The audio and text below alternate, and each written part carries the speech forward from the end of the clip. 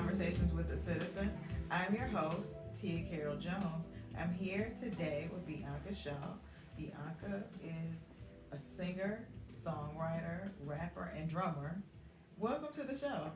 Thank you. Thank you so much for having me. I'm very appreciative for the call, and I'm excited to talk to you guys and get into it. Thank you for being here. Tell us a little bit about yourself.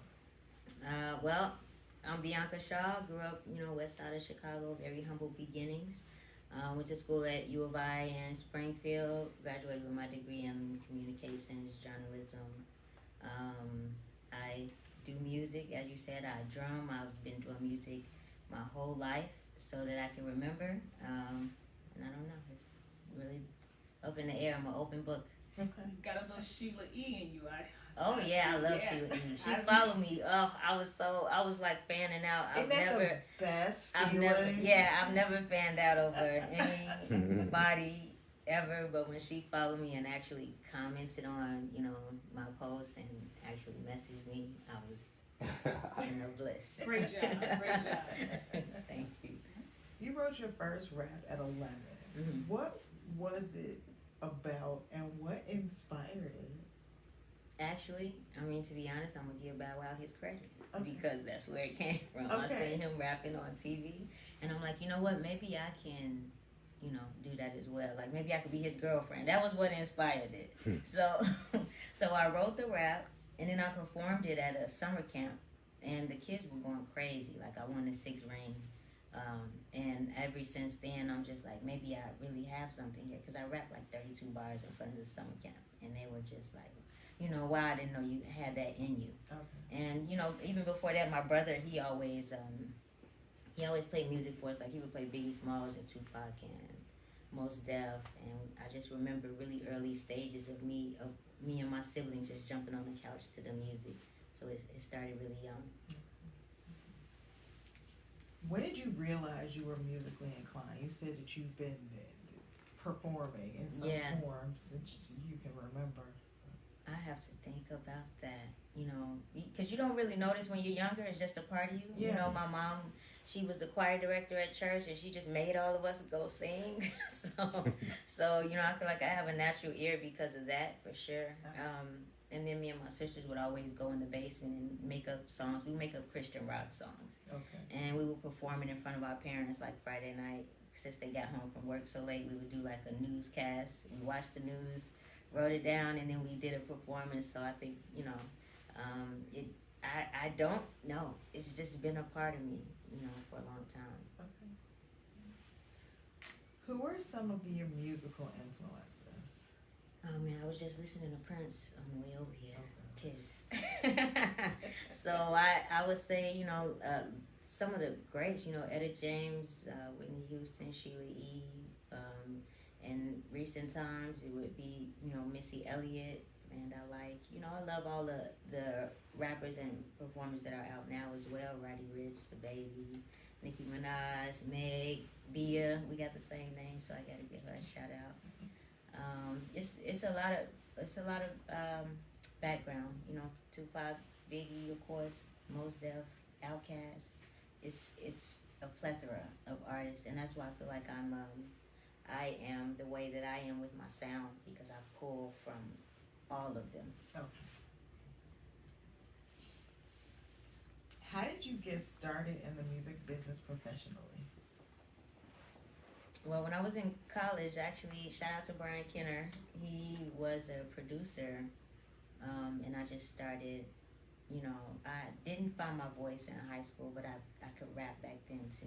Okay. But, when I was in college, he was just like, yeah, I make beats, and, you should come over here. That's when I found my voice, I should say. Okay. Now, professionally, I would say I started after school, and there was a performance after I had my twins, actually. Okay. I did a performance like a month later. It was my first 30-minute set, and I felt like then I was a professional because I never had a 30-minute set. So that's me in my mind what the professional means. Okay. And where was that set? That was at Sub T, shout out Subterranean. Okay. So, Okay.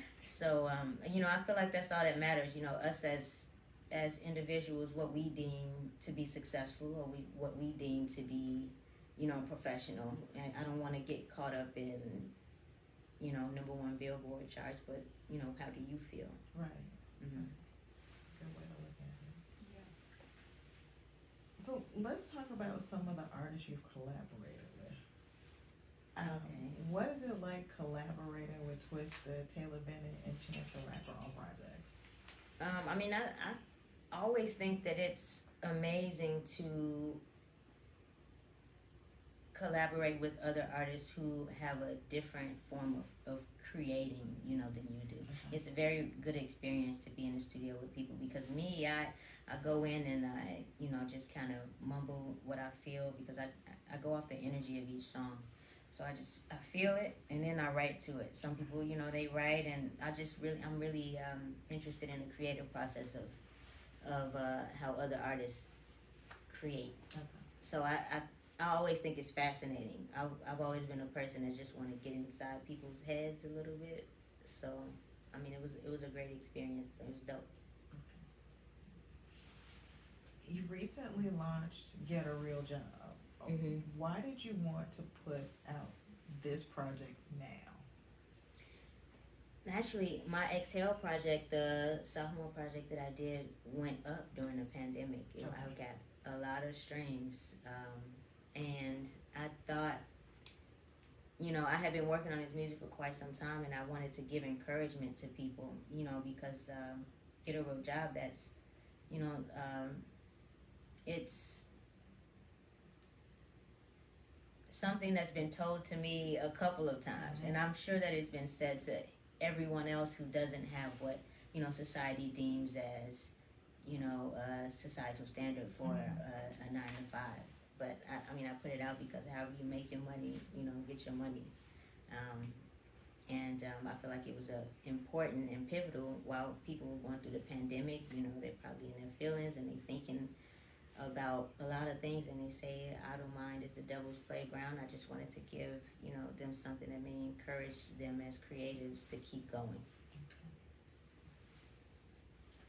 What are some of the ways your music has evolved or changed since the first rap you wrote at 11? Oh man, when I was 11, I had no experience, so that was it. I didn't live. Okay. So now I feel like I'm able to connect with people, and that's just by me sharing my story. Okay. So everyone has a story. You never know who you'll connect with, and whether it offends people or makes them happy.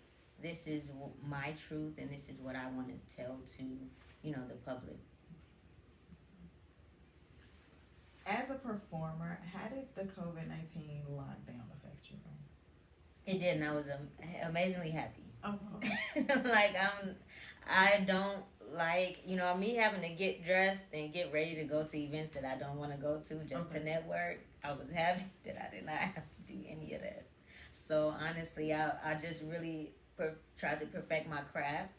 Okay. And, and plus I wasn't like bored in the house. I have twins, so it was fun. The e-learning and whatnot. I learned a lot about myself through that. Okay. But that's I liked it. Okay. So what did you learn about yourself? I'm kind of a loner anyway. So, I feel like I've learned how to accept who I am during that time, because you spend time with yourself. But I feel like there's a lot of clouds when you have to try to pretend to be someone you're not. Okay. And not saying that I was doing that, but sometimes you have to put on this face for people. I don't want to be out here, but I'm going to act like I do. I just I have a better sense of who I am. I'm way more confident in myself now. I think that it was a gift and a curse. So where are you more comfortable? Are you more comfortable in the studio writing and collaborating, or are you more comfortable performing?